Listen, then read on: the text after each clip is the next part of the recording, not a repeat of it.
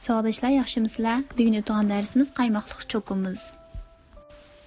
Alı bilan cho'ngroq kelgan qachimizga 1 stakan qaymoq, 200 ml kal suti, yarım stakan kokos suti, yarım stakan irisini qo'yib tez aralashtiramiz.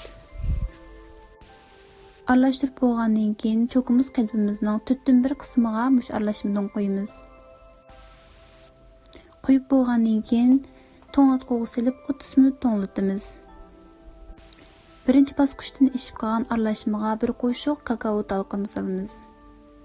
Taxminan 5 gram atrofida mushni aralashtirib bo'lgandan keyin bayatdan qalbning 4/2 qismigacha mush aralashmadan qo'yamiz.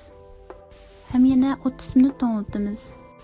İkinci bosqichdan ishib qolgan aralashmaga yana bir qo'shiq kakao talqini qo'yib, tez aralashtirib bo'lgandan keyin o'xshashla bayatdan qalbimizning 4/3 qismigacha qo'yamiz. Ham cho'kimiz yog'chi sanchib bo'lgandan keyin to'nglatquda 30 minut to'nglatamiz.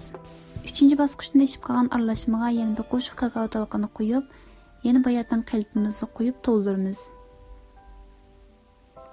Ham yana 30 minut to'nglatquda to'nglatamiz.